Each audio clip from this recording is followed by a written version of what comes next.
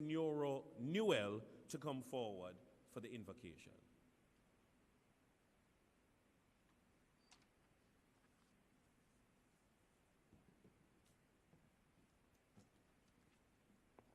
Good morning. Can I invite you to stand as we bow our heads in prayer? Great is thy faithfulness, O God, my Father. There is no shadow of turning with thee. Thou changest not, thy compassions, they fail not. Father, we thank you for this occasion. Hitherto hath you helped us, and so we invite your presence in this graduation ceremony for this cohort of soon to be new inspectors. As our theme states, the real voyage, embracing new visions, transforming destinies. We pray that this transformation will transcend these walls and our imaginations. We pray that as law enforcement officers, police in this dynamic social space, you will give us wisdom for decision making, protection against our enemies, and dedication for the task at hand. For thine is the kingdom, the power, and the glory. And the people say, Amen.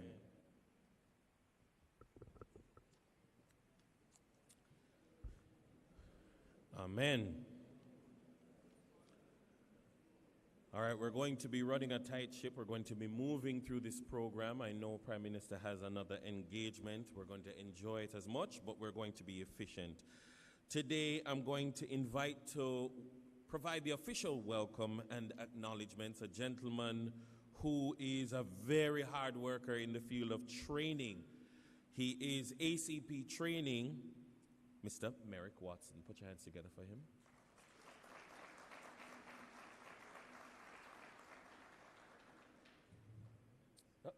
Oh, sorry, my humble apologies. Standing in his stead is SSP Fletcher, Aaron Fletcher, in his stead.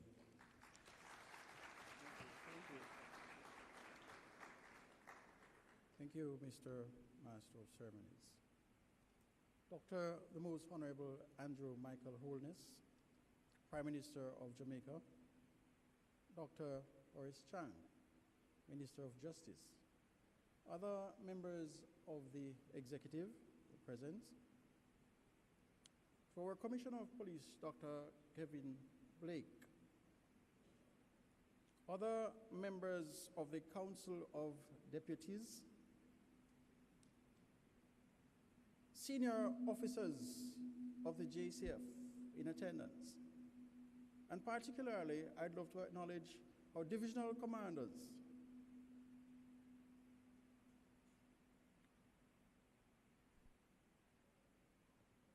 our specially invited guests, families, friends, loved ones, and I deliberately say last but not least, our 99 graduates. I take the liberty of saying our newly minted inspectors of police. Welcome. And to the graduates, congratulations. This ceremony today marks the celebration of a remarkable milestone in the lives of our graduates. From this Inspector Development Program, it is with great pride and joy that we welcome all this morning to this momentous occasion, a day that marks not only the culmination of hard work and dedication, but also the beginning of a new chapter in the professional lives of our members. This day is the exemplification of the shared vision of our Commissioner of Police and his team of deputies, senior managers, and leaders as we seek to build out that JCF, that force for good. Graduates, you have embarked on a transformative journey, filled with challenges, I know. You have come away with growth and invaluable learning experiences. Your commitment to excellence in policing and community service has been unwavering. Through rigorous training, you have honed your skills, deepened your knowledge, and developed the leadership qualities necessary to serve and protect. On behalf of the team, I'd like to extend our heartfelt gratitude to the families, friends, mentors, instructors, who have supported our graduates throughout the journey, and the officers, the bosses who believed in you. Your encouragement and belief in this potential has played an integral role in your inspector's success today. Today is a day that is deserving of great celebration for your support in light of their attainment. Graduates, as you step into your new roles as inspectors, remember that you carry with you the values instilled in this program: integrity, respect, professionalism, and steadfast commitment to justice. The responsibilities ahead may be daunting, but they are also filled with opportunities to make a profound impact in our Jamaica land we love. In closing, let us celebrate not just your accomplishment here today, but also the promise for tomorrow. Together, we can build safer communities and foster trust between law enforcement and the publics we serve. Congratulations, one, congratulations all, on this significant day of attainment in your career. We are excited to see how well you will lead with courage and compassion in your new roles as we continue to make our JCF that place for good. Once again, ladies and gentlemen, all, welcome, and do enjoy this remarkable, momentous occasion. Thank you.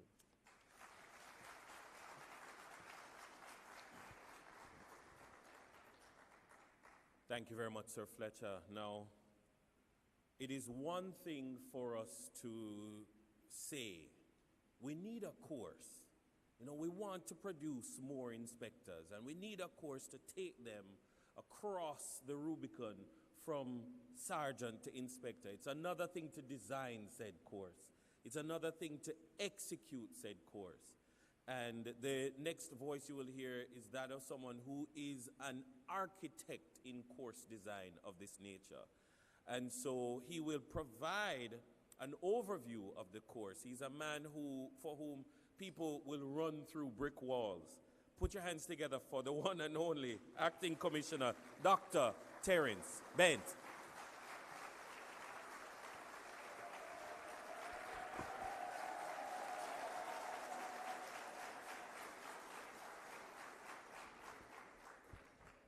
Thank you, Mr. Chairman.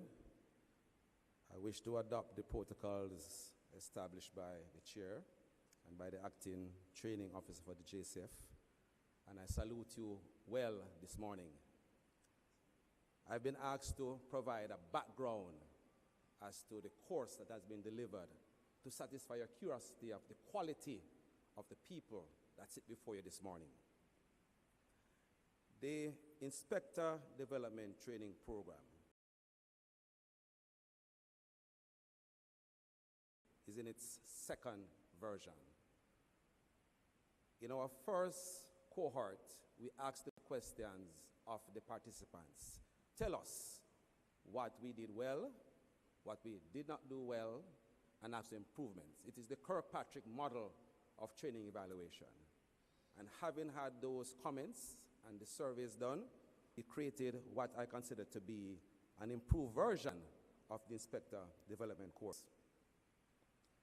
The Inspector Development Course is an incremental, experiential, modular training program. Incremental in that it builds on the learning of each member in their previous dispositions and ranks. So we do not offer them things as a constable, a corporal, or a sergeant, but those things that will propel them beyond their current station.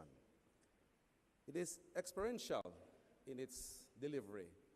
We ask each member to share their experiences as a member of the sergeant rank. And from that, I believe that we got enough material to understand the challenges that they intend to expect to face, the challenge that they have faced, and from that type of learning allows for a greater impact in the changing of the skills, knowledge, and attitudes that are demanded for the rank of an inspector. Modular in the current training delivery, modern tertiary learning institutions ask that we group the topics in such a way that they can be focused. The learners can be driven to think along a particular path for the different subjects in a particular area. I will now briefly indicate to you, ladies and gentlemen, the 5 modules that were delivered and some key topics that were delivered so you can understand the depth and the breadth and the training that was offered. The first module was leadership and personal effectiveness. These are the soft skills that every police officer should have in terms of communicating with the public and their members, emotional intelligence, how your feelings affect the feeling of others, because the more you rise in the ranks, you need to be cognizant of how your interpretation of feelings affects your delivery of your leadership skills. Also within this module were topics such as ethics in policing. We know that JCF, like any law enforcement in the world, is questioning about corruption, ethical behavior, and ethical thinking. So we thought it important to build out that particular subject within the personal development. Communication, public speaking, and how the members are going to use their emotional intelligence and soft skills as leaders were some of the critical areas.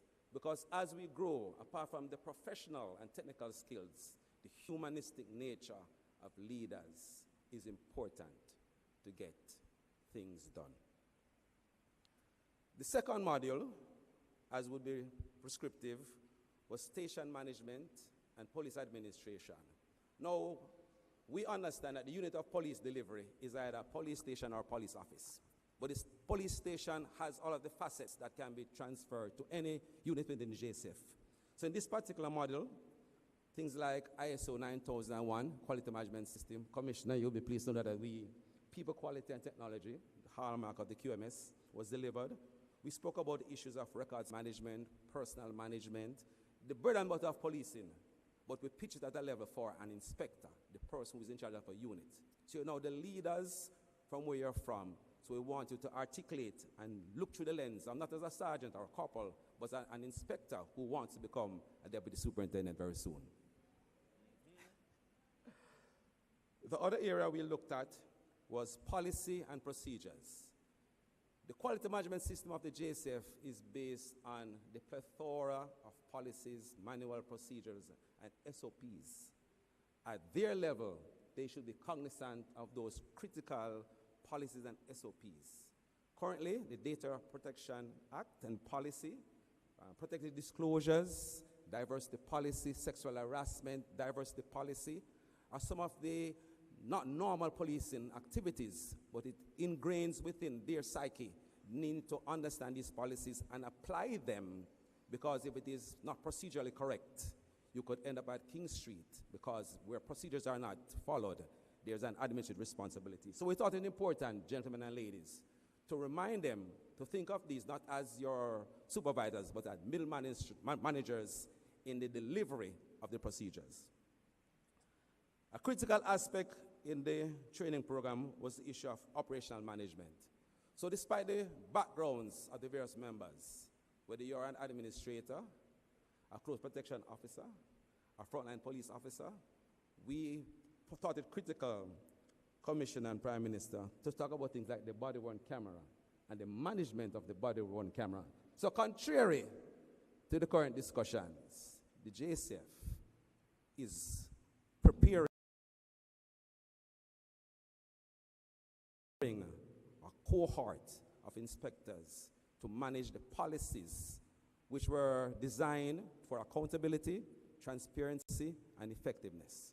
Things like preparing an operation order, public order, because those are the things that are affecting operations in the JCF. So the members, ladies and gentlemen, were properly schooled and given practical exercises in those. Finally, we looked at crime and criminal investigation. It's bread and butter of policing. People don't hear about cases cleared up, investigations underway. So actually developed a module that looked at a missing person report that morphed into a murder, so that all of the steps of the investigation, they're able to manage it and prepare a case file that can be defended at a case conference, inter alia, before a tribunal of lawyers. So those were the 5 critical modules that they were exposed to. But how do we test the value of the learning and the training? Through a robust evaluation exercise involving practical demonstration of skills learned, written exams. Police must do exams to test the knowledge. So we had oral presentations, because Mr. Dismissal will tell you, not every police is going to go to a crime scene, have a CPO, but every police must be able to communicate. So you need to do research, have material, and present a presentation to either your peers, to the public, in a cogent and articulate manner, with the proper references to the research material.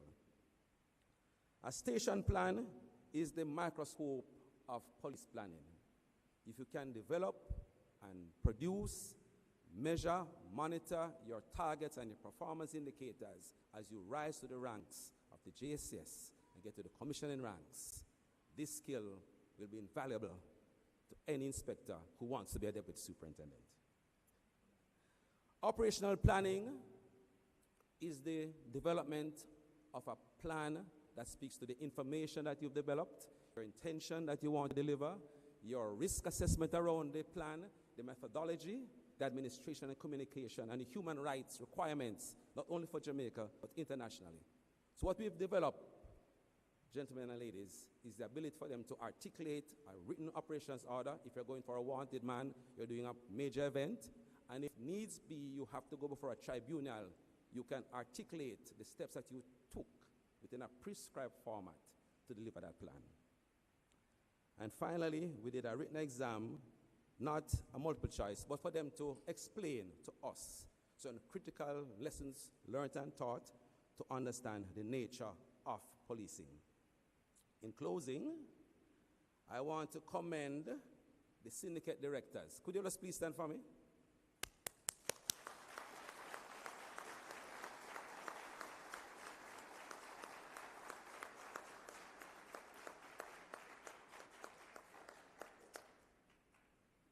If you were to cast your eyes to the back of the room, you'll see 5 inspectors who are schooled in policing at different levels. We have an investigator, we have an operations officer, we have an admin person, we have an all-rounder, and we have a criminal investigator, come station manager. I believe, sir, that the selection and the direction and erudition provided by these persons in adult learning is commendable. And I just want to thank you from the top and bottom of my heart for developing this wonderful cohort.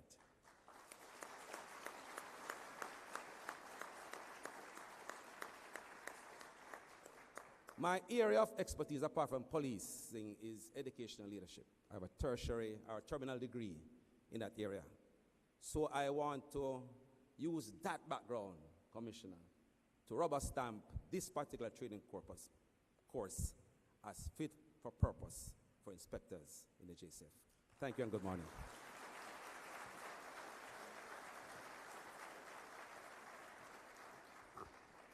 Thank you very much, Dr. Bent. So now we appreciate what these individuals have been up to for the last 8 weeks, is it? 6 weeks? We no say 8, man. 8 weeks. 8 weeks. They know it's 8 weeks because they felt it.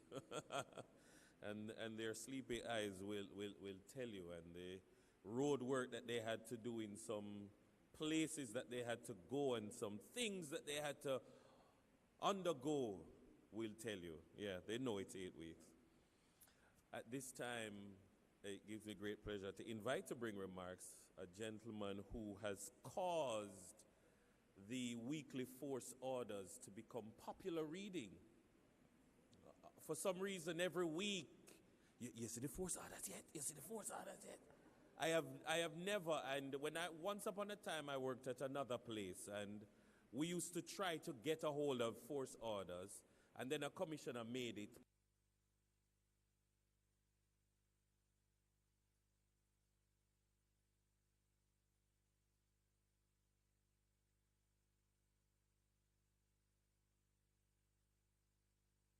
Put your hands together for our Commissioner of Police, Dr. Kevin Blake.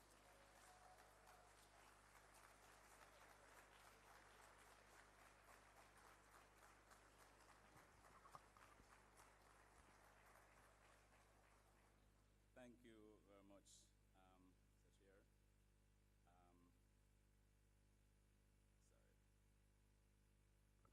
Ladies and gentlemen, isn't it a good day to be a member of the JCF? Excellent, excellent.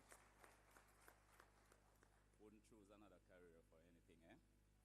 Excellent, excellent. I know the welcome has been given already, but please permit me to recognize our Prime Minister, the most honorable Dr. Andrew Holness. I also want to recognize our ministers, Mr. Delroy Chuck and Mr. Robert Montague, popularly known as Bobby Montague. I want to also recognize our Deputy Commissioners, Mr. Clifford Blake and Richard Stewart, our Acting Deputy Commissioners, Karina Hood and also Warren Clark, other Assistant Commissioners, other senior officers, beautiful looking gradients, other members of the JCF. Oh, and sorry. No, this man is in charge of administration, you know, so I can still lose my job. My most sincere apology. Acting Deputy.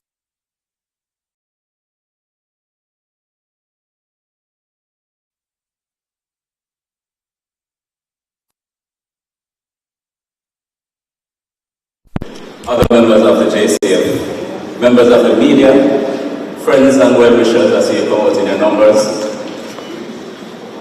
other distinguished ladies and gentlemen, good morning. Before I start, I want to commend the organizers for the course first and foremost. Mr. Dr. Bent did an excellent overview and give us an understanding of what the course is about.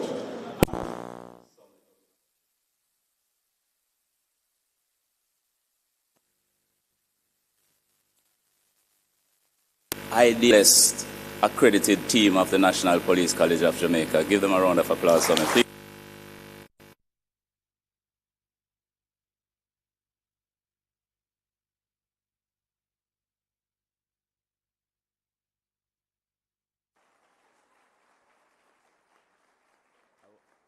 I want to also commend the organizers for this graduation. It just feels like a place that I want to be. Unfortunately, we have to be out of here early. So, delivering a course of this magnitude with almost 100, and somebody asked me why 99. But it's not 99, it's almost 100, Honorable Prime Minister. Almost 100 sergeants is truly a remarkable feat, right? And it's the first of its kind in our history as an organization.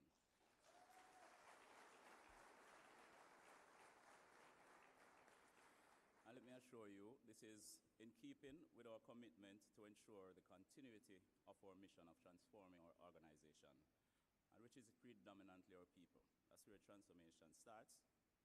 And so when it comes to effectively managing our workforce, we take no chance, right?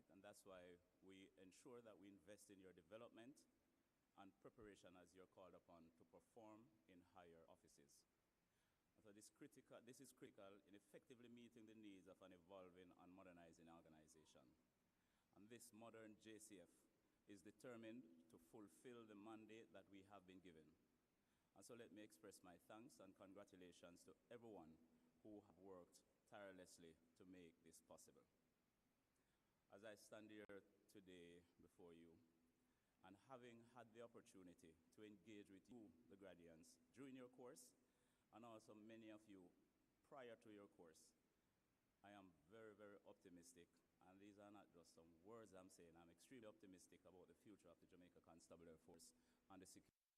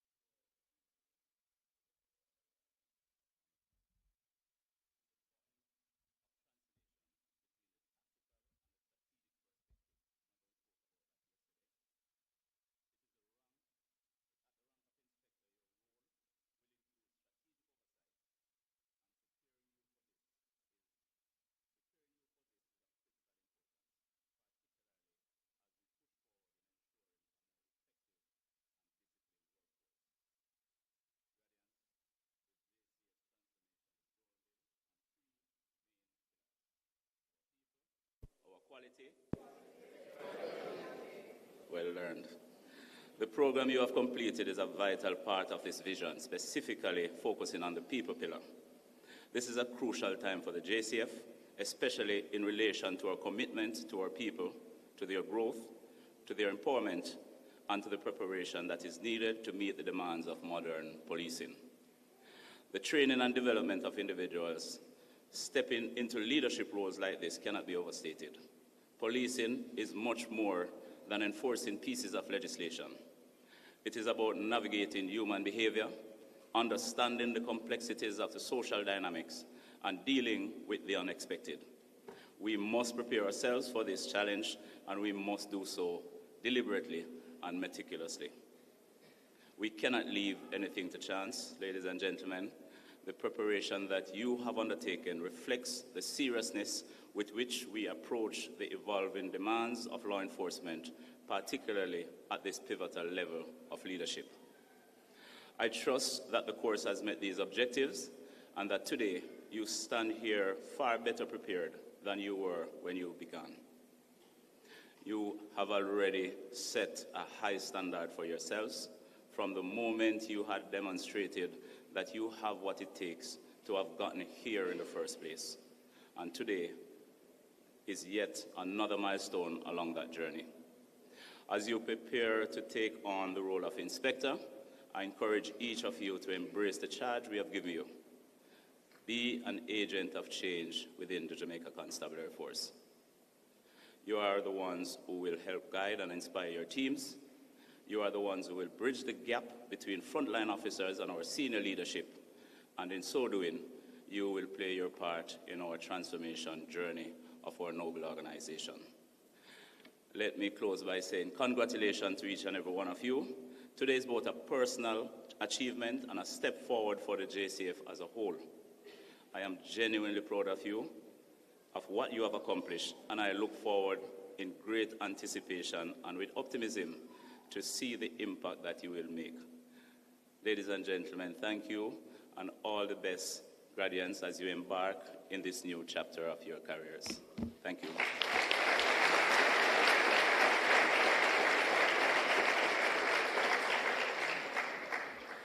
Thank you very much, CP. So I gather that this particular graduating class is blessed with many talents, individually and collectively. So we will see how talented they are now. At this time, we're going to have, before a duet. We're going to have an actual group presentation, I gather, a group song. And then Detective Sergeant Crystal Morgan and Sergeant Jason Miller will give us another item. So over to you, graduates.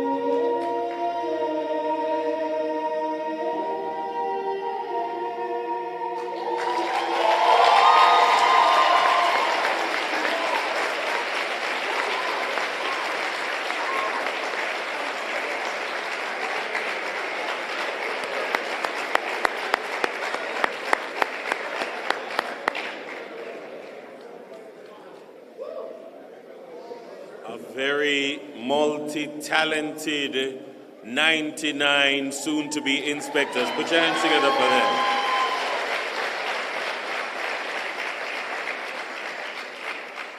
They have made their prayer and supplication known. They are asking God to guide them with their grace and give them faith so that ultimately, as they serve this nation with distinction, that they will be safe and they will make Jamaica safe and they will make Jamaica feel safe.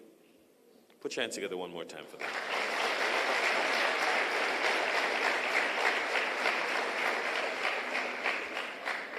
Now, at graduations, we present what the course was like from an administrative perspective. But it is always important to hear from the graduates themselves, what was this course really like? I am very curious to hear from them. And to tell us, we have coming Detective Sergeant Joseph Gray and Sergeant Tanika James. Put your hands for them. They're going to give the course reflection. Put your hands together for them.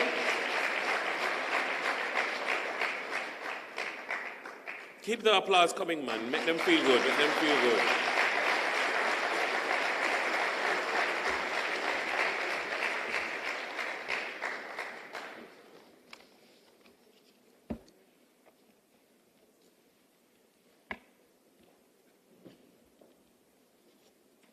Prime Minister of Jamaica, Dr. the Honorable Andrew Olness. Dr. the Honorable Delroy Chuck. The Honorable Robert Montague. Commissioner of Police, Dr. Kevin Blake. Deputy Commissioners of Police, Mr. Clifford Blake and Mr. Richard Stewart. Acting Deputy Commissioners of Police, Mrs. Karina Powell Hood, Mr. Andrew Lewis and Mr. Warren Clark. Other senior officers, divisional commanders, families, friends, well-wishers, the media, the graduates, 99 strong, a pleasant morning. I am Tanika James, and with me is Joseph Gray. We will be your sailors as we navigate the waters of our course. The theme for our graduation is the real voyage, embracing new vision, transforming destiny. Our journey through the Inspector Development Program was no ordinary course. It was an odyssey. Each moment, each challenge was a step further to the path of discovery of oneself, purpose, and the weight of our roles. The journey we undertook was akin to Marcel Proust's words. The real voyage of discovery consists not in seeking new landscapes, but in having new eyes. With each phase, we were transformed, gaining insights that would redefine how we see the law, our communities, and the true responsibility of leadership. The call to adventure, setting sail. Our first call to adventure was daunting. We started with the grueling application process, complete with physical assessment, polygraphs, final interviews. Like sailors hearing the distant call of the sea, we answered, and 99 of us were summoned, and we were prepared to take this voyage. We set sail the moment we received that acceptance email. Suddenly, we were no longer standing on familiar shores, but embarking on a journey that would transform us all. Arrival at the Port of Growth. Orientation on Thursday, September 19, 2024, marked arrival at the grounds of the National Police College of Jamaica, where we met Dr. Terence Bent, Acting Assistant Commissioner of Police. He also the Director of Planning, Research and Development Branch, who would eventually serve as our course director. Alongside him, we had Inspector Suzette Kelly, our Vigilant Course Coordinator, and Syndicate Directors, Inspectors Rodney Matthews, Althea Richards, Nicolette McKay, and Terrian Warren greeted us. They provided an overview of what lay ahead and established expectations for our transformation. We prepared for the rigorous days to follow. Orientation was the port where we see the maps and tools needed for the voyage ahead. Navigating the storms, confronting the elements. The real work began on Monday, September 23, 2024. From day one, we felt the intensity of our journey ahead. Every challenge, every lesson on leadership, public speaking, conflict management, emotional intelligence, and performance management was a wave to be conquered, demanding not only our skills, but a new way of thinking. These lessons laid the foundations, building the essential frameworks for leadership, empathy, and effective management. The weeks that followed built upon these foundations. We immersed ourselves in crime scene management, disciplinary procedures, a rigorous mock trial, and the importance of records and file management. Each lesson prepared us to navigate the multifaceted role of an inspector. The theoretical and practical aspects of the program became our compass, steering us as we learned to navigate the intricate waters of law enforcement leadership and management. Yet, this voyage was not merely a technical one. It demanded inner resilience and the vision to see beyond the surface. During our practical experience, we anchored at several divisional ports, deployed as divisional duty officers to gain hands-on experience. Each port call provided invaluable insights, further equipping us to command at a higher level on the vast sea of responsibilities that lay ahead. The climax, the Commander's Challenge. Our defining trial came in the form of the Commander's Challenge, a daunting trek through the relentless rain that turned into nearly impassable terrain. It was more than a physical test. It was a true storm, pushing us to summon strength from within and to trust each other. Whether mornings or afternoon, we trudged forward, each step pulling us closer to exhaustion, but the shared struggle bound us as a unit. It was this trial that transformed us from individuals to a cohesive crew, proving that we could endure and excel together, even under the harshest conditions. The stages of crew bonding. During our voyage, our cohort navigated Tuckman's stages of group development: forming, storming, norming, performing, and adjourning.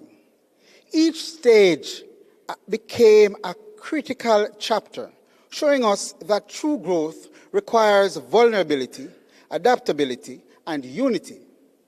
These diverse skill sets of the group fostered collaboration, respect, and learning, leading to a strong bond. By embracing each other's strengths, we were able to build trust and rely on each other's support. The unity we shared and the purpose we have created this cohesive and high-performing team. Together, we became more than just a cohort. We became a team ready to face the complexities of our roles with newfound strength and vision. The port of laughter, the crew members who lightened our load. As with any challenging voyage, there were moments of levity that kept us afloat. Basil Bailey with his class captain heroics. Jerome, Mr. Bean, never failed to lift our spirits. The sprinters, Gray, Hare, Jones, Evangelist, Graham, Hunt, Berry, Sweeney, and Wallace made the journey to the cafeteria an amazing race. Whilst the sharers, Harris, James, Scarlett, and Brown, paraded to the front as if it's their rightful place. The sweepers, headed by Thomas, Bennett, and Brown caught quick naps before and after lunch, bringing laughter all around. Through the F-defined and the dreaded would-have lines, they turned these intense days into an experience of joy and camaraderie, weaving humor into the fabric of our journey. The constant Zoom meetings, the late-night settings, the case file preparations, the plans, the assessments, the 10 minutes presentation, whetted our appetite for a day of relaxation. Our group social was poised to be special. Before long, we were not disappointed. Sun, sea, and sand refreshed our minds, steadied our hands, and sealed our bonds. Anchored the journey, gratitude for our guides. Every journey needs a compass, and we were fortunate to have leaders who guided us with wisdom and purpose. Our captain, Dr. Blake, along with several other senior members of his crew, graced us with their presence. Captain Blake's vision of transformation, focusing on people, quality, and technology, was expertly imparted onto us. He reminded us that this transformation starts with us and that our task is not in seeking new landscapes, but rather having new eyes. DCP Stewart, head of the crime portfolio, addressed us Voyagers with a call to action, to speak positively of our organization and consistently do the right thing the right way. This, he assured us, is the way to leave an indelible mark on those we lead, fostering a legacy of organizational success. Acting DCP Clark, who guides the strategic operations, urged us to embody strength as leaders, to be sober-minded, judicious, and conscientious. He reminded us that as we steer our teams, our leadership must always align itself with the strategic priorities of our organizations, charting a course that aligns with the vision of higher command. In his address, Acting DCP Lewis, overseeing administration, framed policing as a business with stakeholders who expect impactful results. He underscored the role of inspectors as a strategic problem solver and emphasized that we must approach challenges with insight and readiness to drive effective solutions, qualities that will steer the organization towards its goals. Our journey was guided by the unwavering standards set by our course leaders. The course director grounded us in leadership and integrity, shaping us into confident navigators. Inspector Kelly, our course coordinator, held us to the highest standards with a sharp eye and a resolute voice, always pushing us forward. If summoned by her, we knew a stern course correction was imminent. She was committed to setting things right, ensuring we stayed on track towards our true potential. Our syndicate directors, like seasoned sailors, shared invaluable insights, broadening our perspectives and enhancing our growth in lasting ways. Alongside us, our fellow participants became trusted shipmates, mentors, friends, forging bonds we'll carry with pride. Every facilitator, every crew member supported us tirelessly, making this journey unforgettable, with their dedication lighting our path. Docking, new eyes for new horizons. Through daily devotions, uplifted spirits, birthday blessings, and moments of both anxiety and resolve, we navigated this challenging terrain together, guided by Cameron's song, "We are together again, just praising the Lord." Now, as we stand united at the close of this journey, We are no longer just passengers on a voyage. We have become individuals ready to embrace the new rank of inspector, equipped not only with enhanced knowledge, but with newfound skills, attitudes, fresh insights, and a steadfast commitment to serve with empathy and integrity. So as we embrace this new vision and transform our destinies, we leave this course not just with new roles, not just with an expected new rank, but with new eyes, ready to lead, ready to inspire, ready to safeguard the image of the Jamaica Constabulary Force, and to protect and reassure the citizens of the communities in which we serve. To our fellow graduates, this is not the end of our journey, but with our continuous networking, we start a new chapter. An open horizon is calling us forward. Thank you, and bon voyage.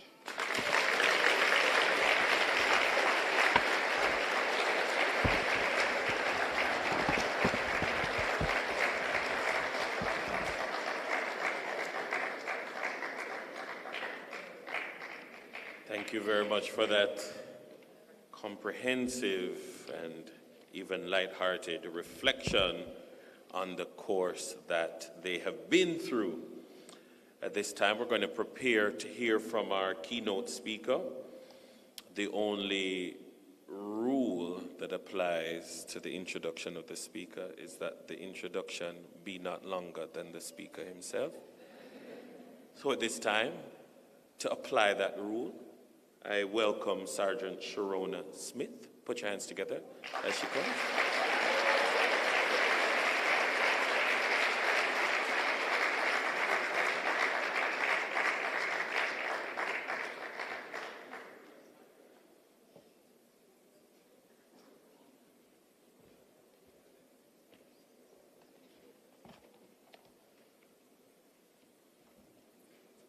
Master of Ceremony, Dr. the Honorable Delroy Truck, the Honorable Robert Montague, our Commissioner, Dr. Kevin Blake, DCP Clifford Blake, Acting DCPs Andrew Lewis, Warren Clark and Karina Powellwood, SSP Aaron Fletcher, other officers, distinguished guests, fellow graduates, pleasant morning. It is my privilege to introduce our esteemed guest speaker, Dr. the Most Honorable Andrew Michael Holness, ONPC MP, Prime Minister of Jamaica. We are pleased to welcome Dr. the Honorable Andrew Michael Holness, Prime Minister of Jamaica, who is steadfastly focused on building partnerships to achieve the vision of shared prosperity for all Jamaicans through inclusive economic growth and meaningful job creation. The Prime Minister is committed to making Jamaica the place of choice to live, work, and raise families, do business, and retire in paradise. Ladies and gentlemen, the Prime Minister.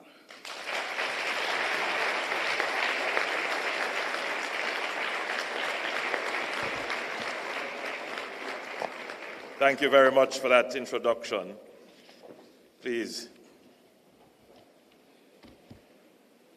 I noticed the Commissioner and the Assistant Commissioner pointed out that your training doctrine would be people, quality, and technology. And it has become a doctrine because before ACP could finish, you completed it. So it is now a part of your thinking. That is the embodiment of transformation. Now, the Commissioner called you beautiful.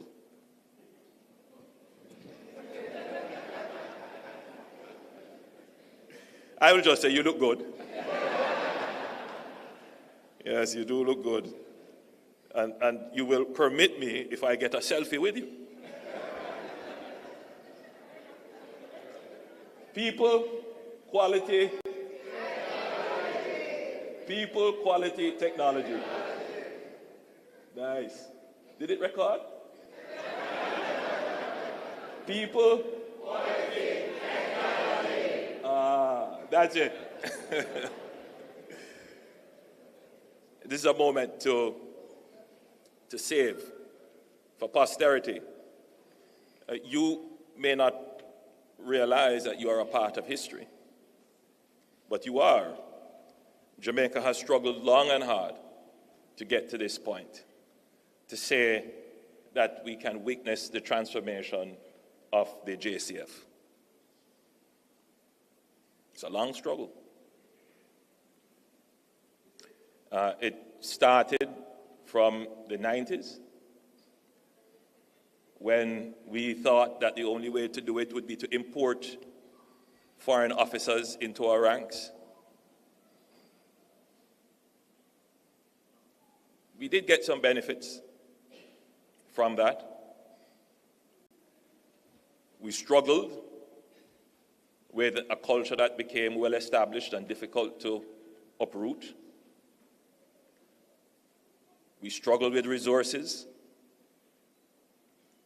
We struggled with keeping people in the force. The attrition was very high. You recall those days? My conversation with the commissioner just a while ago is that you are now slightly above your establishment of 14,000. And now you're recruiting more persons than those who leave the force. The JCF is a place where people want to stay. The transformation is happening. The challenge, of course, is that whilst it is happening internally, the real transformation is when the people you serve, all by unified acclaim, say that the force has transformed. But transformation, as you know, it's a process. It takes time. It's not going to happen overnight with the snap of a finger. It takes a lot of planning. It takes quite a bit of reinforcement of the new rules and regulations and policies that we have put in place. Transformation, at the end of it, you will see a difference. When I was at the Ministry of Education, as a Minister of Education, we too had the vision to transform education. And we usually ask ourselves, what does transformation mean? What is a transformed system? And I recall we had a consultant who advised us on the whole process of transformation. And he said something that I'll always take with me. He said that transformation is the change from being a caterpillar to a butterfly.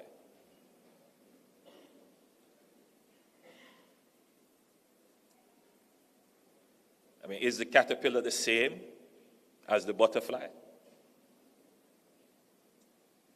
Well, it's the same being, but it's not the same entity anymore. And that is what we want to do with the JCF. I mean, pardon the analogy, not necessarily the same, but we want to see real change in the JCF. And just by looking at the cohort, it is clear to me that the JCF is going through this change of moving from being a caterpillar to a butterfly. But you know that there is a process in between that change, where the caterpillar gets into a cocoon.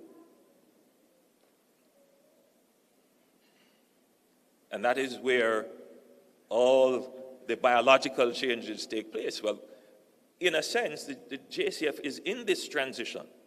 It's in the process. It's on that journey of transitioning. It's not there yet, fully. But you're moving steadily towards that process of transformation. And I'm very pleased to be presiding over this transformation as the Prime Minister of the country, because this transformation can only happen with the government support. And it is not just wishful thinking, where we have had previous administrations who have talked about this. We have many reports written about it, several. I can pull many reports about what we should do to transform the force. But I really want Jamaicans to get to the point where they understand that anybody can give a good talk. Anyone can say anything. It's wishful thinking, unless you have the resources to put behind it.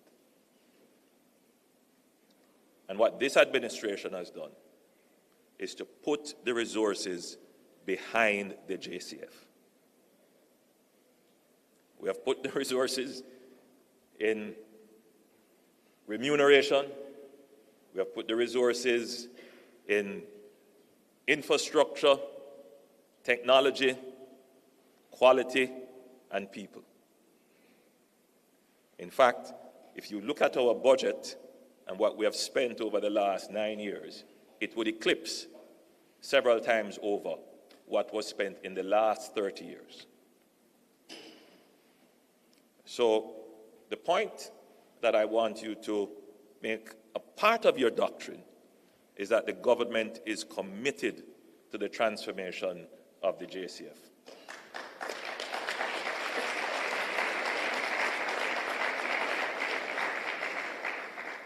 Not just talk, but in substance. This is more than a graduation. It is a testament to your perseverance, dedication, and readiness to lead as inspectors. The largest cohort to date, 99 strong, and I was the one who asked the commissioner why 99. And he said we didn't find the 100th. But that was very profound, because this is not about numbers.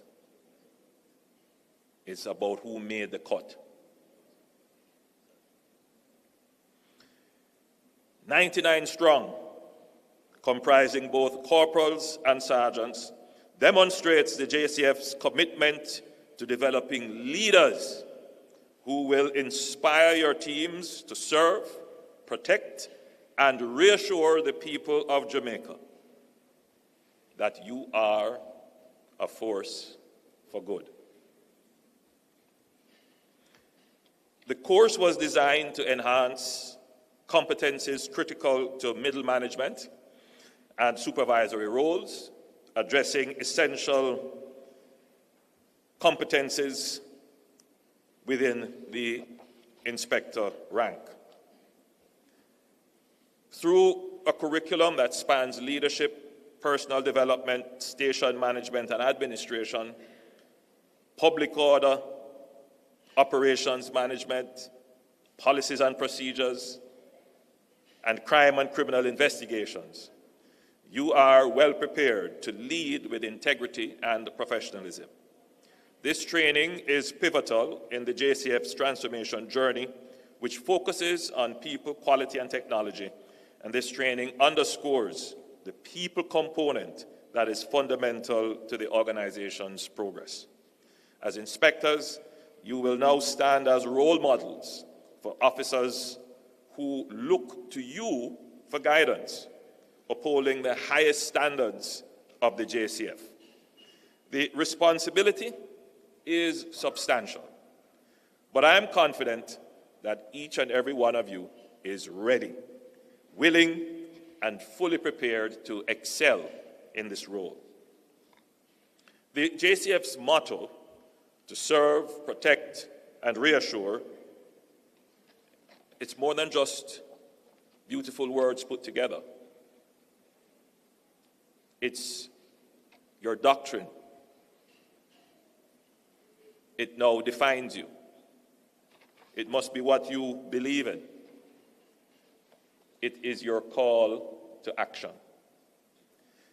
As you step into this new chapter, you are encouraged to be active contributors to a renewed, transformative vision of the JCF, one that strengthens national security, builds safer communities, and enhances public trust in our law enforcement agencies.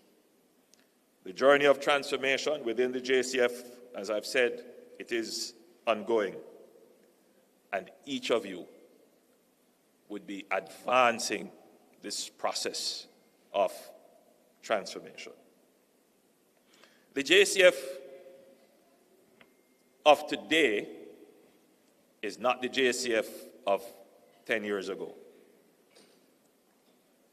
It is evolving, and so are the tools we deploy in the fight against crime and the strategies we develop in the fight against crime. And I want you to reflect on some of the things that we have done. That is a part of the transformation, that you would consider them to be milestones on the journey of transformation. Project Rock, rebuild overall and construct. We have revitalized the physical foundation of the JCF, delivering 14 modernized, citizen-friendly, secured police stations, with 5 more underway. These buildings represent our dedication to both officer welfare and public safety. We're going to be building probably the most modern police station in the Caribbean, and we're doing that in Spanish Town. Ground has already been broken and work has started. It is going to be the most modern. In the era of rapid technological change, the JCF has embraced new tools to improve connectivity and accountability, upgrading to the P25 radio communication network, deploying body-worn cameras. And there, let me pause a minute. The government of Jamaica is committed to the deployment and use of body-worn cameras for the Jamaica Constabulary force, and indeed, where necessary, for the JDF. There is no conflict, there is no indecisiveness. It is something that we are doing and will continue to do. There is a sense, however, that these implementation and deployment of technologies like body-worn cameras can be done with merely the snap of a finger. For us to deploy effectively, because we could always do for show, buy body-worn cameras and pin them on your uniforms. But when you go to collect the footage, there is nowhere to store it. There is no storage. Okay, all right, let's say we store it locally. There is no consistent management. A computer goes down, you lose all of that. So for us to deploy cameras, it is not about the deployment of the camera. The camera is the least of the system of being able to capture real-time footage of police doing their duties. First of all, we have to build a back end to store the data. We need to have a data center. Then we need to be able to connect the cameras to docks and docks to that data center. There's an entire infrastructure that has to be built with broadband connectivity to move the footage from the docks to a secure data center.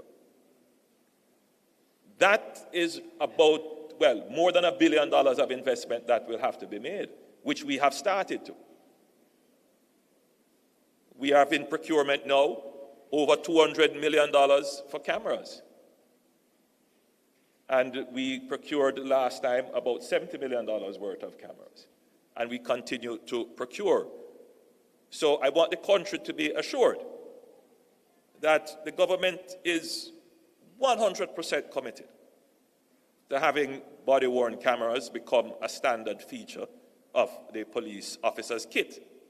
But for it to be done, it does take serious planning. Now consider, with everything that the government has to do, if we're going to be spending billions of dollars on the technology, we also have billions of dollars to spend on the roads that people complain about, the garbage to be collected. So it can't all be done all at once. You elect governments to make the decisions and the trade-offs, what you do now, what you do in the future, to get everything done. And I think that we have made the correct decision as to how we are moving ahead with the deployment of the technology, not for show, but for the real effective use of the technology.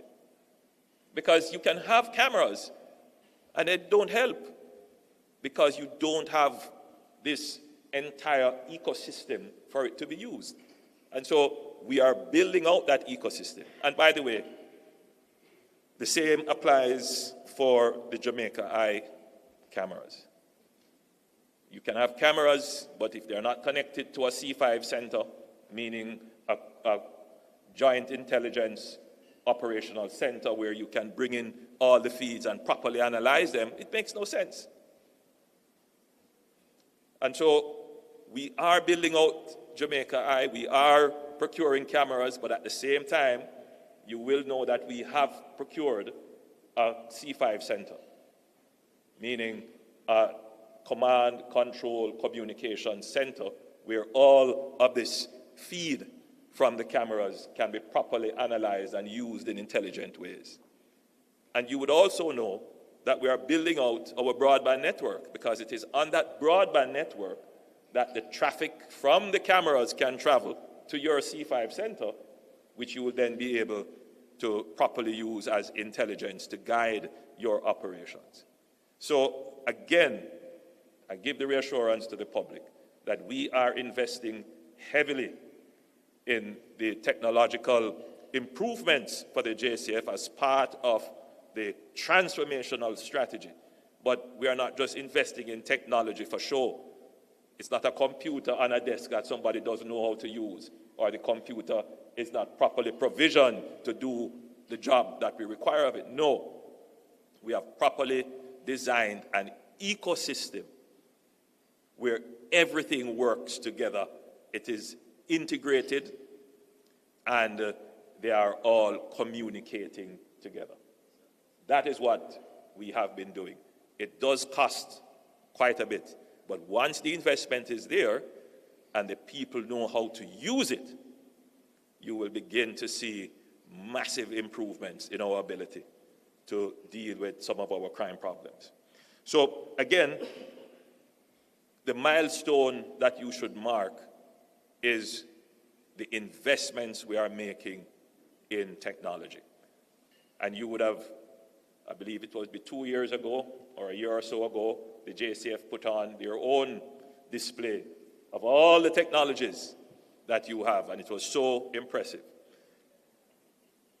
Another major milestone of the JCF is that the JCF is now ISO 9001 certified.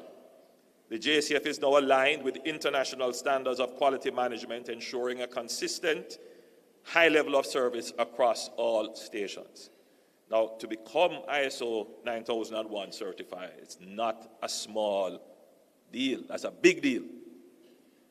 And you should be proud that your organization has gotten this certification. I don't believe there is another police force in the Caribbean that has that certification.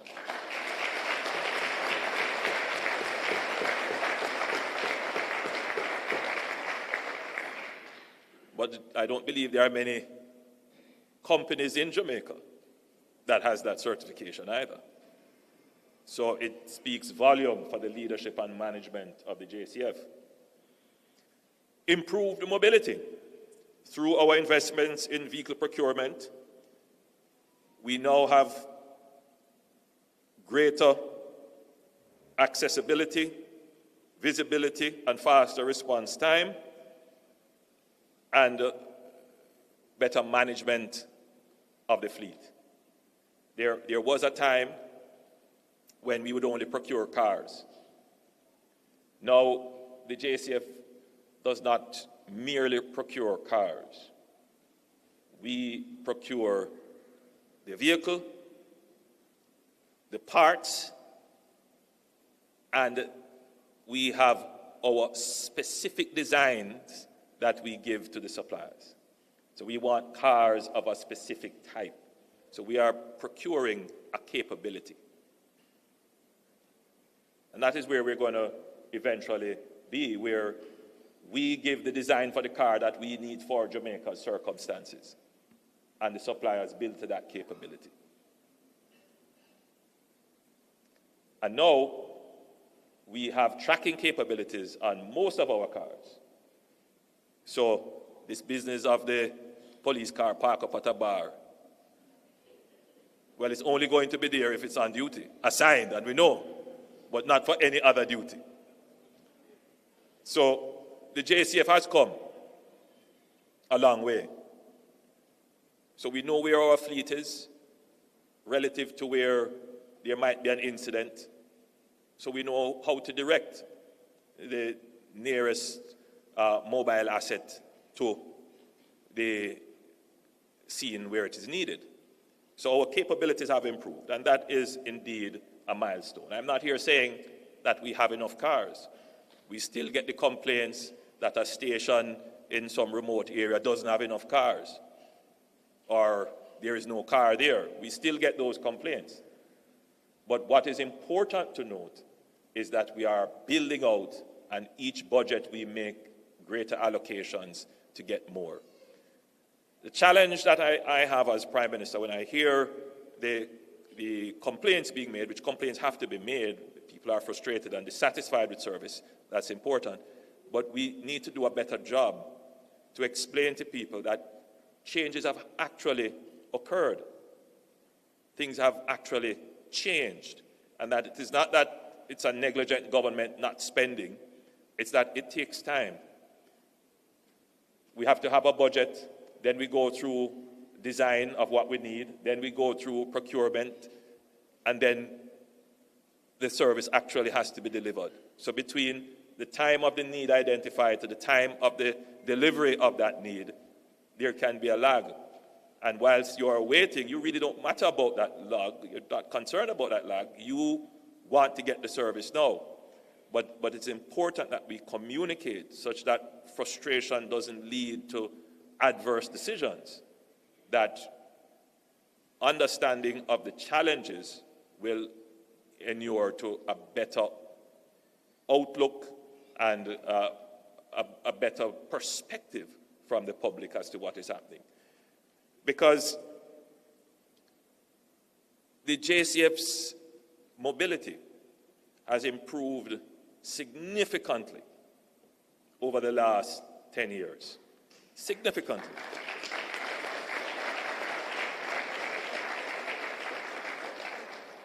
So we need to communicate to the public that those areas that the transformation has not yet reached, that they will get the vehicle. Their station will be repaired.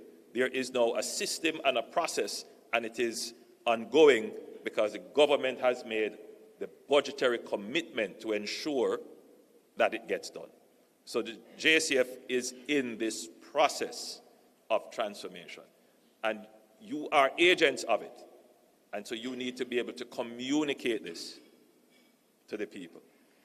And I say at this point, and I'm going to raise a matter which might be delicate, because I have had reports of people complaining to policemen or complaining to persons in authority. And the response would come, you know, see your government not giving no car.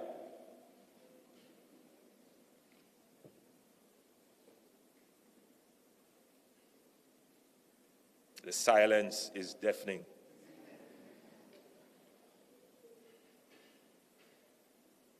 That is not an agent of transformation that says that.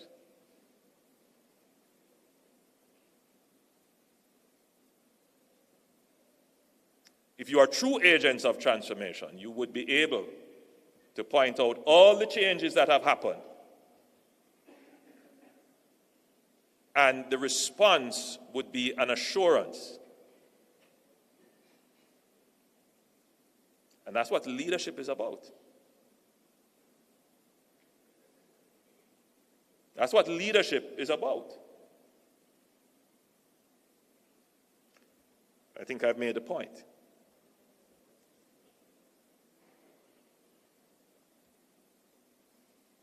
The JCF has introduced new branches and portfolios, such as public safety and the traffic enforcement branch, the community safety and security branch, and the welfare department.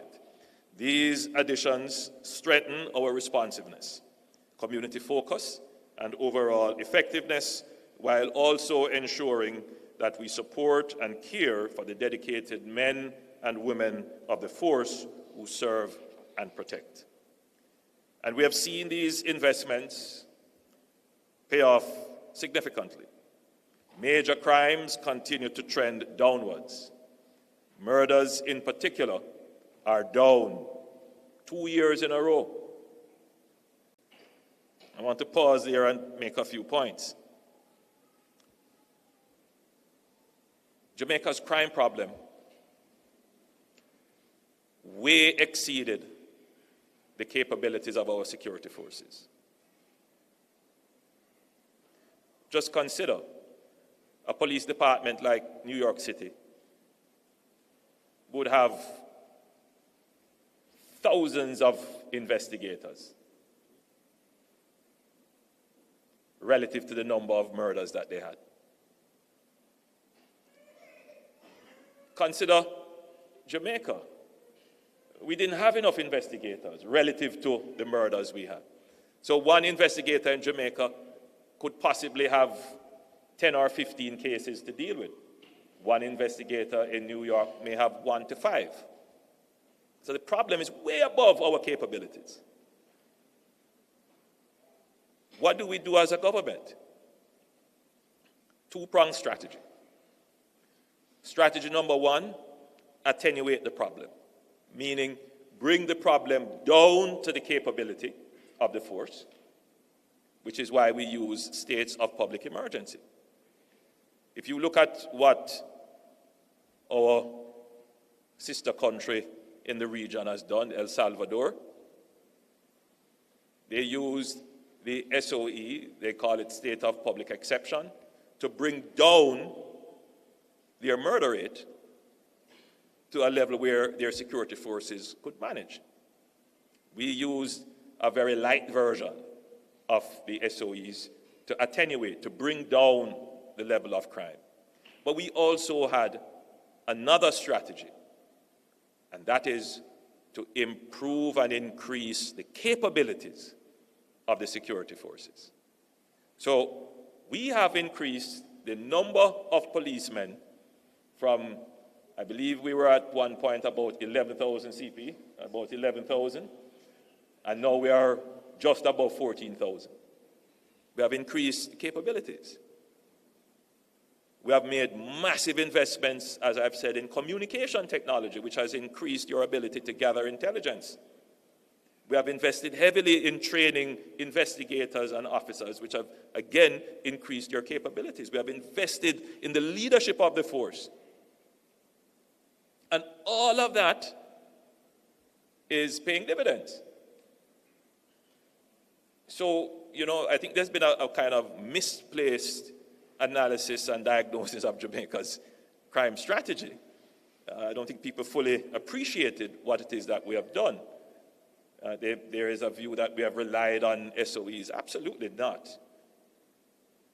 We've just used that to ensure that the problem doesn't escalate further beyond what we can control, whilst we take the time to invest in the security forces so that what we call regular policing would be able to treat with the problem that we have. Now, as it relates to regular policing and the problem that we have. There is the notion that Jamaica has a murder problem, a homicide problem. The truth is that if you were to take away murders related to gangs, then our murder rate would be at or below the regional level. So what we really have is a problem with organized crime, with gangs. And so we are going to increase the capabilities of the JCF to treat with gangs. And that's what we've been doing. And that's why when you had 300 gangs documented, now you're down to somewhere, every time I speak, there's a different figure. So the last time I heard CP, you're about 180 from 300. 170? 178, moving from over 300. I'm saying all of this so that as the new middle management of the JCF, that you understand what is the overall strategy.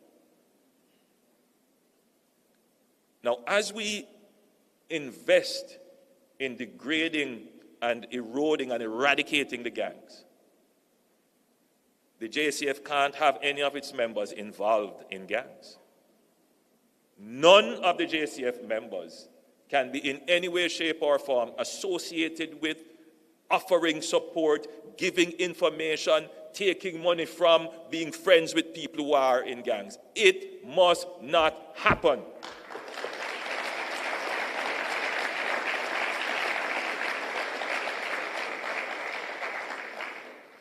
And it requires a change in culture.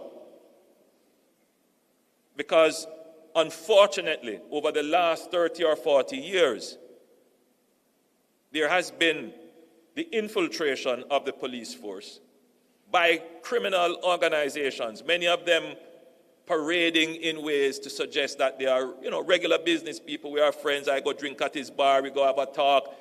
It must change in the JCF. We must, as the people who are protecting the country, separate ourselves in every way from the organized criminal gangs.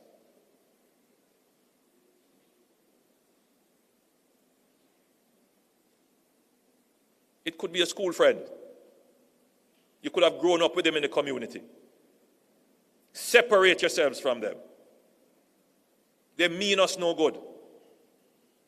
They have been the bane of our existence for the last 40 years. All of them who pretend that they are dons or dads or supporting communities and keeping treats and helping people, at nights they call up the daughter of the community member or call up the son and send him to go and rob. And we have been friendly with many of them.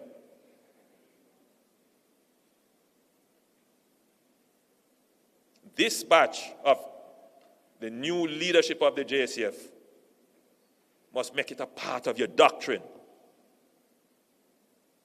We don't associate with criminal and gangsters and people who are involved in organized crimes.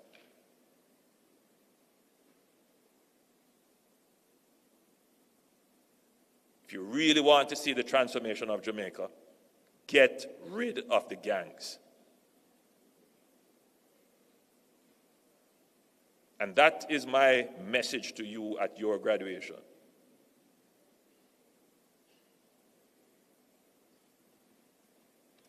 Impactful leadership, that's what we want from you. So with all the changes that we are making today, you can see that we are reshaping the JCF. We are reshaping the JCF into an institution where people can trust it, and people will have the highest respect for the organization.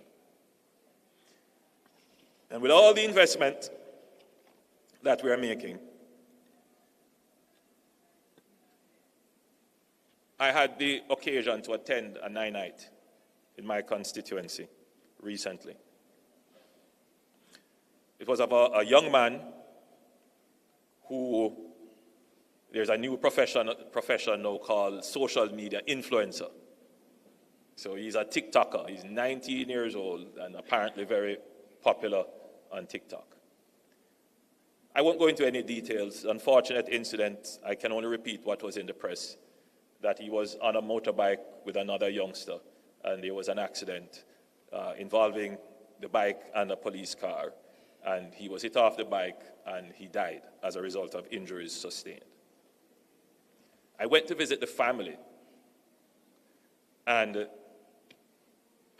as I've said, there's nothing that, the most difficult part of my job really in dealing with constituents would be when I have to go to a home to console a family when a loved one has died.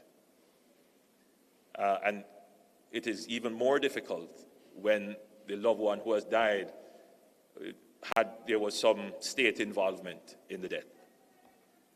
Because ultimately, I lead the executive branch of the state, and I do bear some obligation to the citizens on this matter. So it was very distressing. But the upshot of it was, as a result of this, they had lost faith in the police.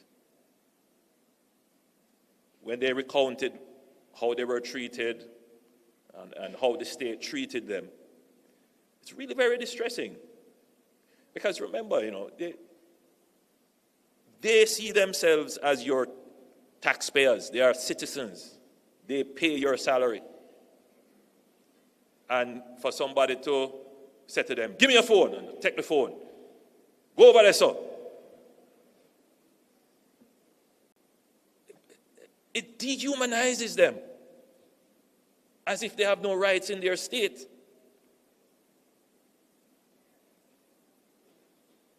So, if we're really talking about transformation, that is where it is. If we're really talking about getting the public on our side, that is where it is. How do we change this culture that has terribly infiltrated our police force as to how we treat citizens? They're human beings. And when they are in a process, when they are in distress and trauma, we have to train our police officers to understand this. And to be able to respond in a way that is respectful and meaningful and helpful. So there is a family with, youngsters who are going to school, who are doing well, who are asking questions, to their mother, why did my cousin die? He's a 9-year-old and he's trying to grapple with this death. Can you imagine whenever he sees the police now, it's a totally different perspective when he's overhearing the conversations in the family about police. So we are investing billions in the police, but the transformation isn't yet reaching the people. So at your graduation, I'm not even going to ask the commission, I'm tasking you directly, because you are the people who are going to make it happen. You are going to be in charge of the stations and the formations and the groupings. The only redemption in the situation was one family member said, well, one of the khaki suit men came up and spoke to us.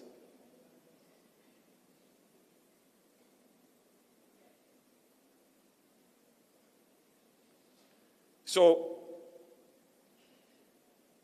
I want you to lead, first of all, with respect. Respect the citizens. It's a difficult job, I know. When you're in the crowded towns and you have to deal with the taxi men and people who want to fight you off and don't have any respect for authority. I understand that. But hear what happened now. You are the authority figure. And if you descend to that level, you give up your authority. You will always have power,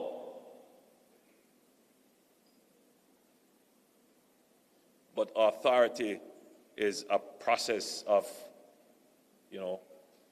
agreement to submit to power.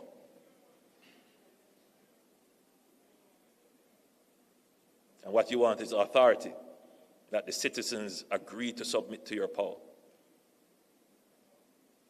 Otherwise, you become a dictatorship, which could be brutal. You have to remember that. And not because you have on the uniform, automatically means you have the authority. It's how you conduct yourself. And I have to stress it to this group because we have invested billions of dollars to get to this point, and it cannot be wasted. The citizens must feel the transformation of the JCF. I want you to lead by example. You're going to be in a situation where you're faced with the squaddy mentality. As squaddies, this is what we all did. Bad things happen, well, it's my squaddy. We'll find a way to get through it. If that continues, all the money we have spent will be wasted, and the transformation will be wasted.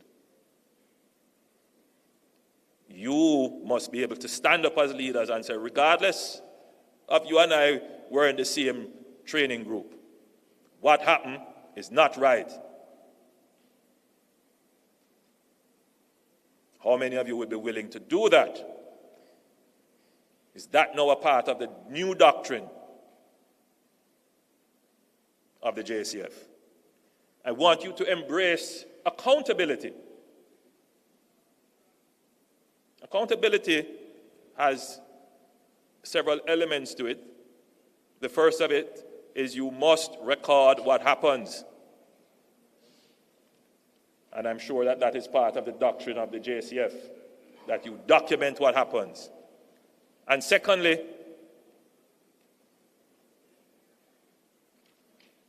the people who are responsible for what happens must be held to give an account for it.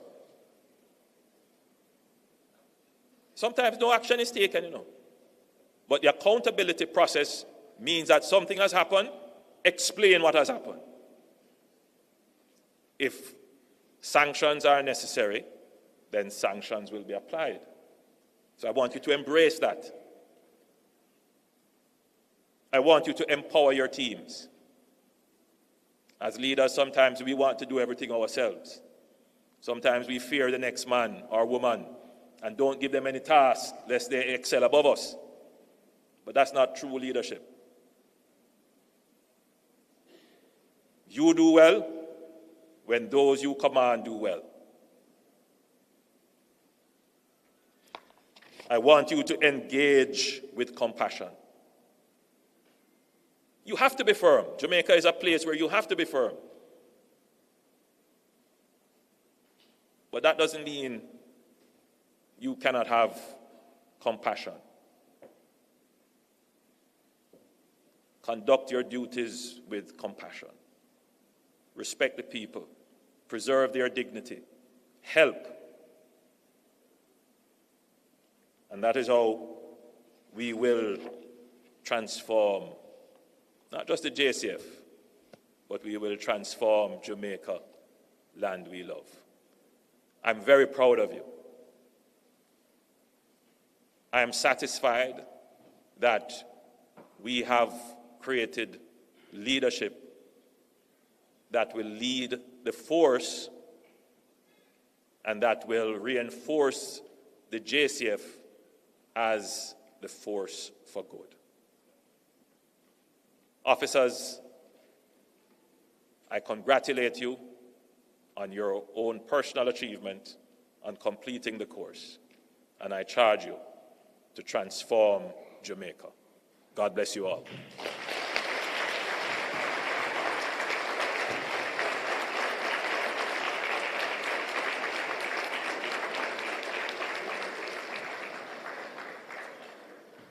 Thank you very much, Prime Minister. We truly appreciate it. I'm going to ask you not to get too comfortable. We have a presentation Sergeant Rondine Rattigan is going to make a presentation to you on behalf of the graduating class.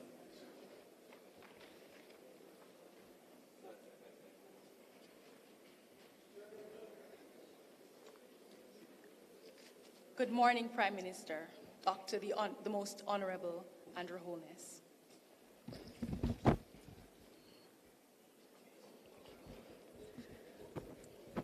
It is an honor to present this token to you.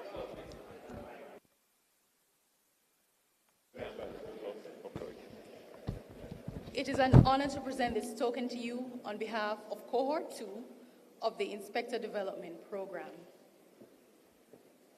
We are thankful for your continued support of law enforcement in Jamaica.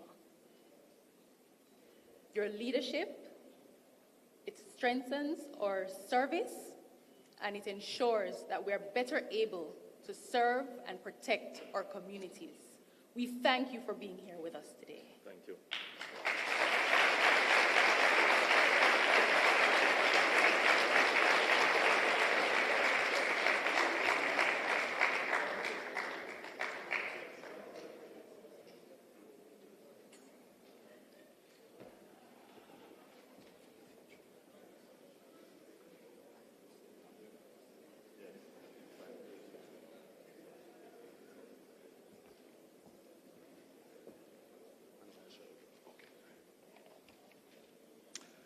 All right, we're coming to the moment that they have been waiting for. It is a large batch, so we will do the next few things very efficiently. To do so very efficiently, I'm going to call a very efficient person. Deputy Superintendent of Police, Ms. Cheryl Brown, is coming, and she will explain how we will handle this portion. Put your hands together for DSP Brown.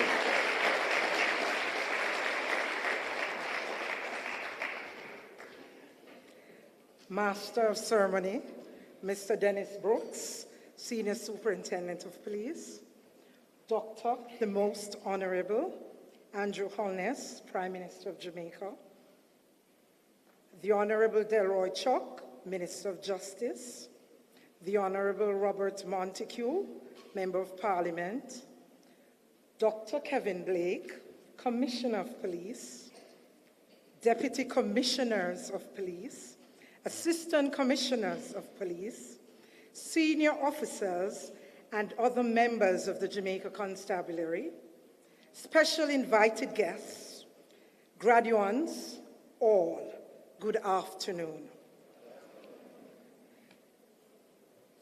The moment these recipients have been waiting for, the receipt of these certificates signals the end of a journey and the beginning of a new one. I will call the names of the recipients in their respective syndicate. They will stand. The syndicate director will also stand in support. Our Most Honorable Prime Minister and our Commissioner of Police will assist in handing over the certificates to one member of each syndicate, but I will direct as we proceed.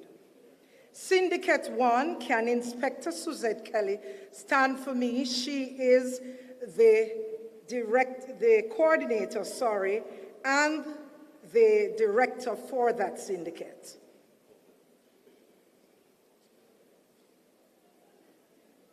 And the names are Sergeant Nicholas Shorter, Sergeant Crystal Morgan, Sergeant Gary Mackenzie, Sergeant Latoya Rodney, Sergeant Oral Jenkins,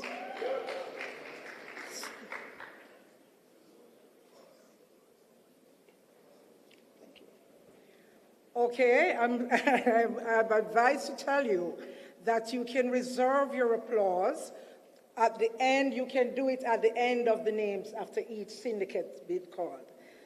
Sergeant Natasha McIntyre Samuels, Sergeant Keron Thomas, Detective Sergeant Nicole Reed, Sergeant Fitzroy Rochester, Sergeant Antoinette Thomas, Sergeant Junior Ives, Detective Sergeant Cleve Malcolm, Detective Sergeant Jerome Jones, Sergeant Jason Miller, Sergeant Kirkland Davis, Detective Sergeant Michael Graham, Sergeant Byron Anderson, Detective Sergeant Eccleston Cooper, Detective Sergeant Omar Fairclough. And that is for Syndicate 1.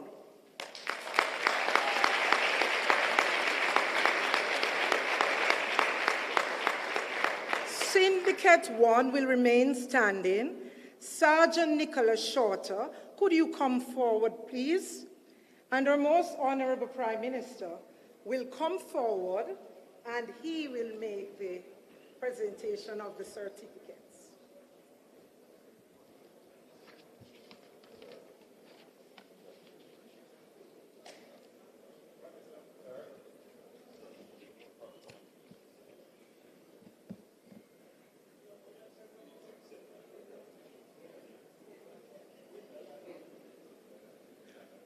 Sir, I want you to remain. I feel so important having the Prime Minister standing next to me. I don't have to do it down here.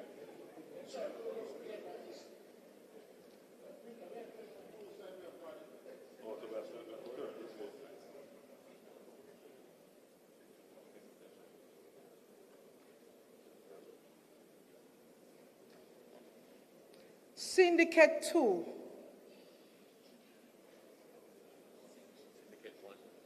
Sorry, Syndicate 1, please be seated.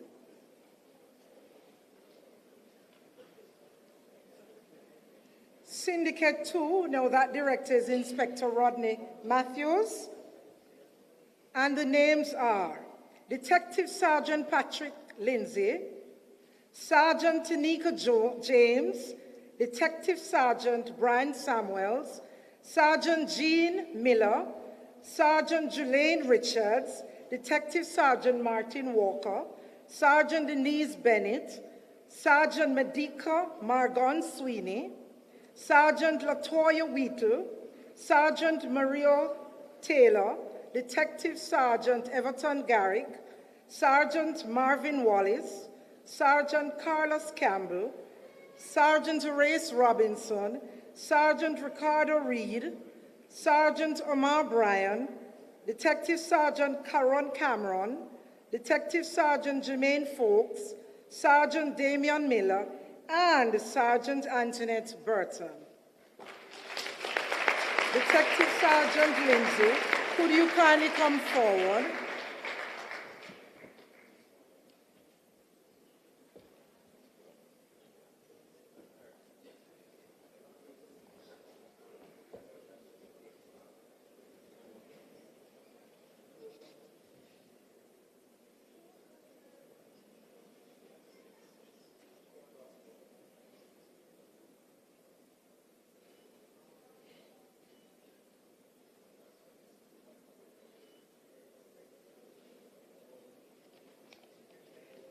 And sir, I will detain you one more time.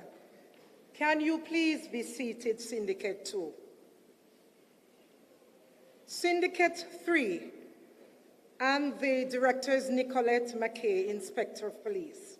And the names are Sergeant Latoya Buchanan, Sergeant Jodian William Scarlett, Detective Sergeant Ansel Gordon, Detective Sergeant Alicia Reed, Detective Sergeant Dainsworth Bailey, Detective Sergeant Shamal Wisdom, Sergeant Sonia Williams, Sergeant Terrian Affleck, Detective Sergeant Anthony White, Sergeant Dwight Burrell, Detective Corporal Demoy Douglas, Detective Sergeant Rondine Rattigan, Sergeant Deidre Thomas, Sergeant Christopher Tucker, Sergeant Leon Fisher, Sergeant Sidonie Scarlett, Sergeant Tanisha Brown Spence, Detective Sergeant Cherie Marrett, Sergeant Chester Manning, and Sergeant Edgar Barrett.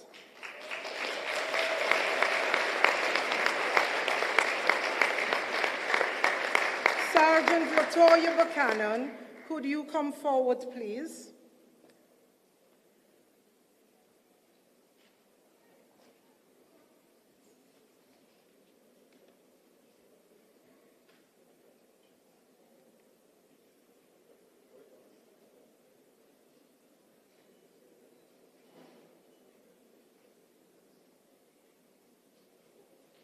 Thank you, sir.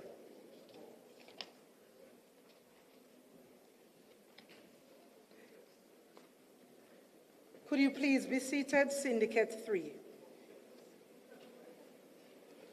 Syndicate 4. And the director is Inspector Althea Richards. Our Commissioner of Police, Dr. Kevin Blake, will now ask you, sir, to present these certificates.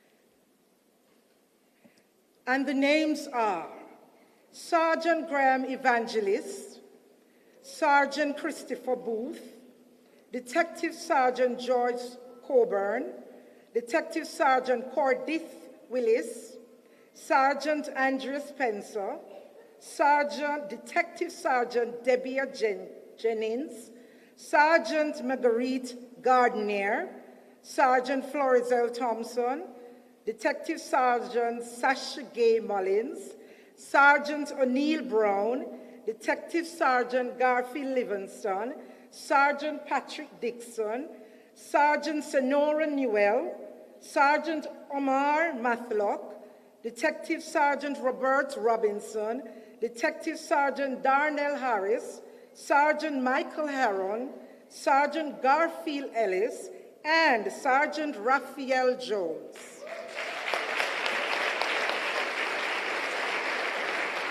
Sergeant Graham Evangelist, could you come forward and receive the certificates on behalf of Syndicate 4?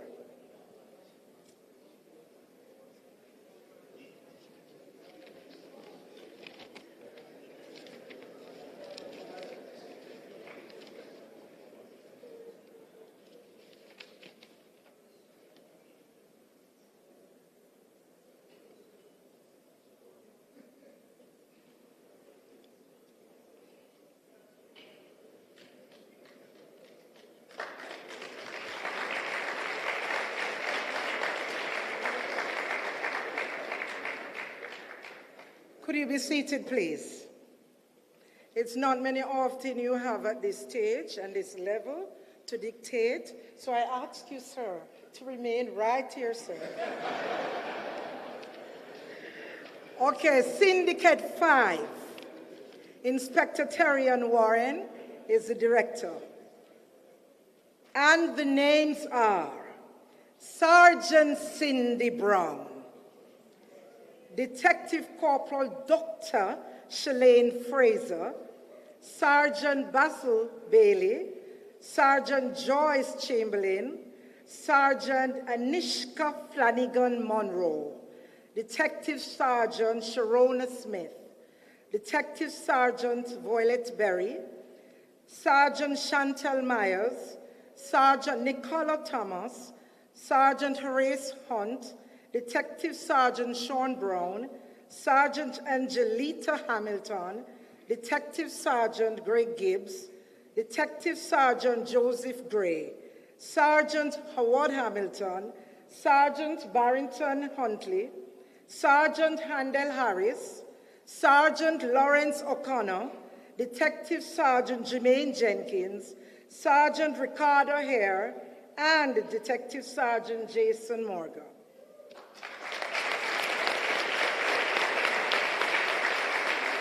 Come forward, Sergeant Cindy Brown.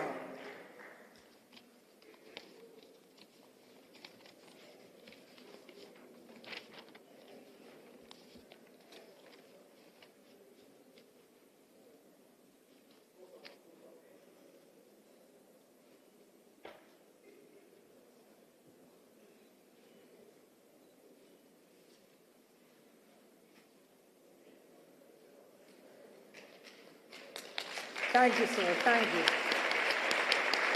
You may be seated. You can now have a seat, Syndicate 5. The Most Honorable Prime Minister, ladies and gentlemen, today marks another historic day in the Jamaica Constabulary Force, and I am happy to be part of it. Thank you.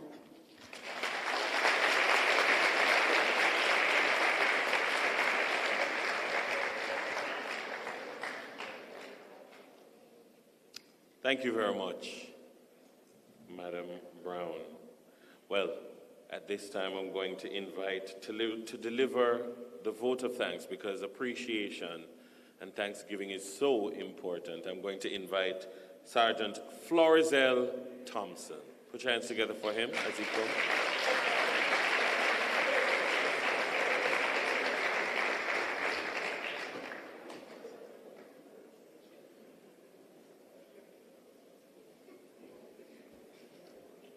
Before Sergeant Thompson comes, there's an individual who drives a Honda motor car. You may have some trouble getting into it and away from here, as I have your keys.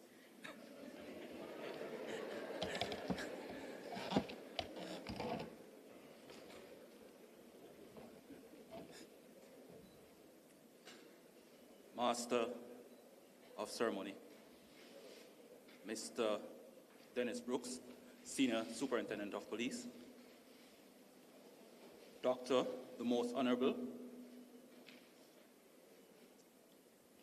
Andrew Holness, Prime Minister of Jamaica,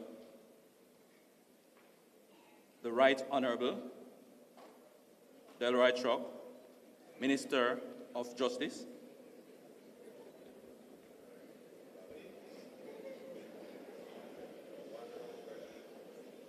the Honorable Bobby Montague, Member of Parliament, Dr. Kevin Blake, Commissioner of Police, Council of Deputies, Assistant Commissioners, Area Commanders, Divisional Commander, Gazetted Officers, members of the media, special invited guests, graduates, good afternoon to you.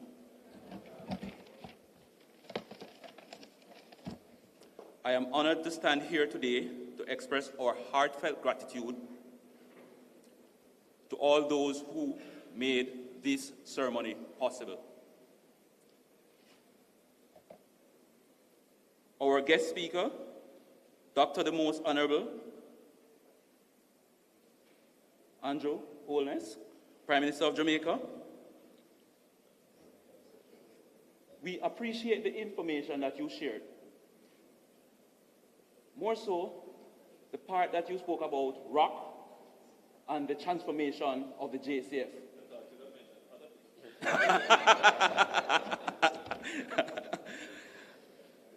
The C5 technology that we're implementing in the JCF, you spoke about it, and I can guarantee you, with that C5 program, we are going to have more C4s.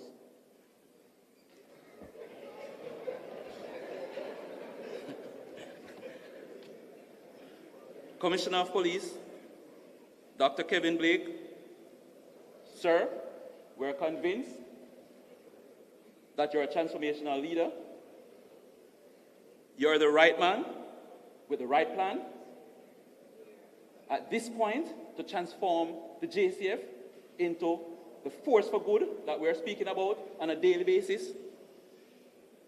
You spoke about transforming people, quality, and technology, and sir, we're a part of the change that you're speaking about.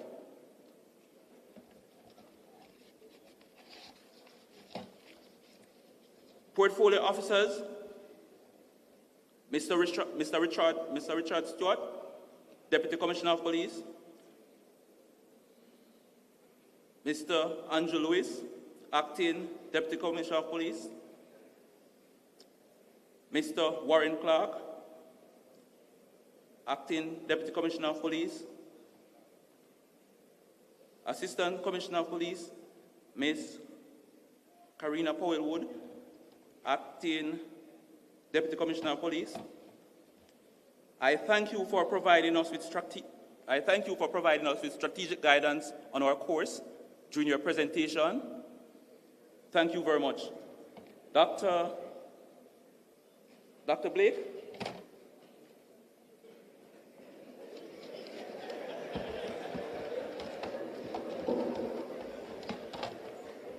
I am hearing my audience saying that I'm going to have to buy it today.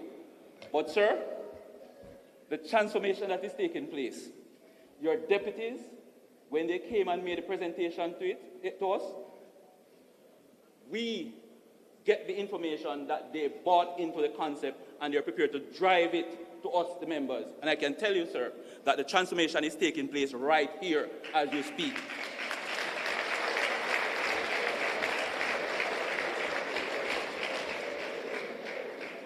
Honorable Prime Minister, the butterfly that you spoke about, it is right here. It is right here.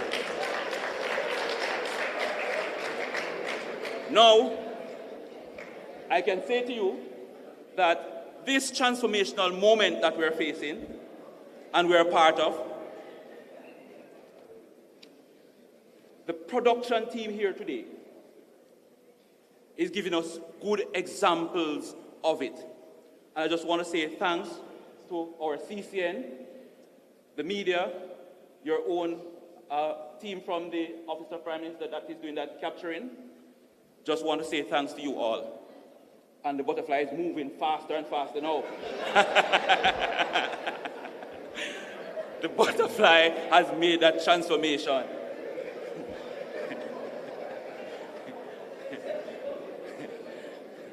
Hotel management and staff, want to thank you for the hospitality that we're enjoying at this point. Should I speak about the butterfly again? Families and friends,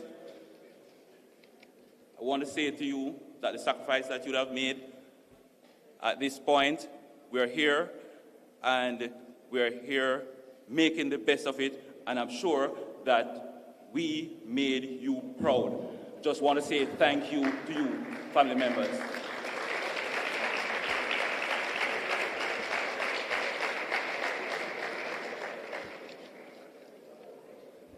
To the planning committee,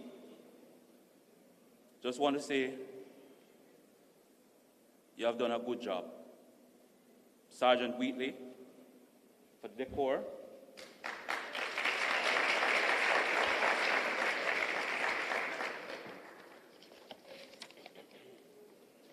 To our commanding officers,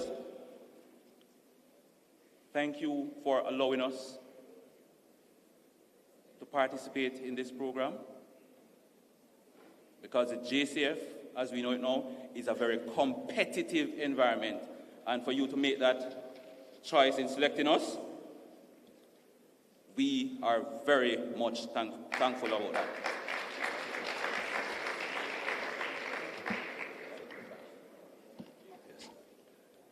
The JCF band, I'm sure that when butterfly hear music, they continue to fly in a dancing way. And I don't want to be up here dancing any longer. I don't want to be here dancing any longer. For those persons who are saying that I'm putting on an act, the butterfly is going to fly away. I just want to say thank you all for being here today. I'm going to take my flight now.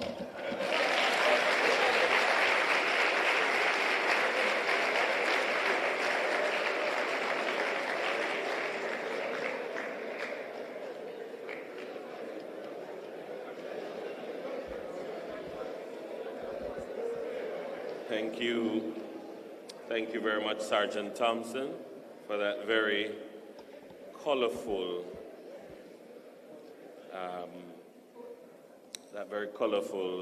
vote of thanks. Well, ladies and gentlemen, the end of the program, it is here. And we are going to now, let me just say, as we wrap today, that I will end as I began. You have all right to be proud of yourself, and I don't want you to let anyone make you feel any less than that. It is your moment. Enjoy your moment, because the challenging times of being an inspector will come. And so enjoy this moment, savor it now, and remind yourself. Take the pictures and the videos and the reels to to remind yourself of what this moment felt like, because there are times when you will not feel this moment and you will need something to look back on, to reflect and push yourself once again. Don't read the comment section. Focus on the task at hand and execute, because the transformation, in the words of Florizel, it is here. At this time, I'm going to invite to officially declare the course closed, SSP Aaron Fletcher.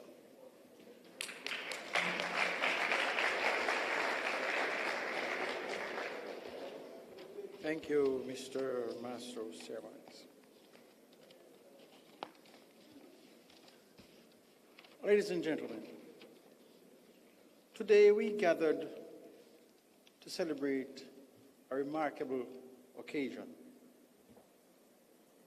the graduation of our dedicated cohort of sergeants from this Inspectors Development Program.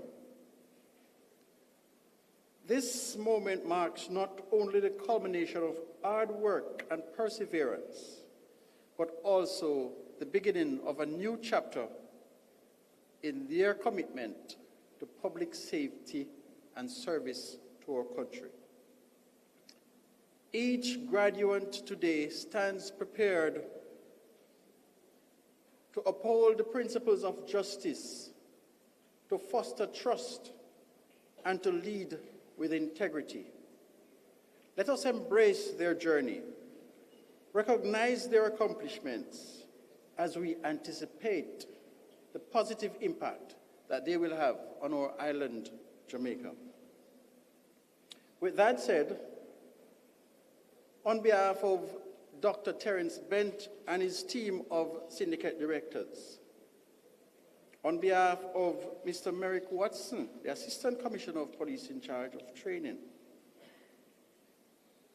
on behalf of our Portfolio Officer, Acting Deputy Commissioner Mr. Andrew Lewis, and of course, by extension, on behalf of our Commissioner of Police, Dr. Kevin Blake, his Council of Deputies, his senior leadership and strategists,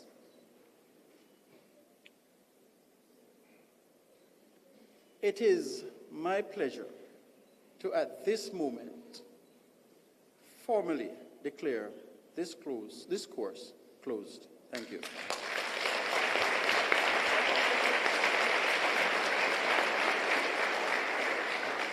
Ladies and gentlemen, shall we stand for the playing of the national anthem of Jamaica?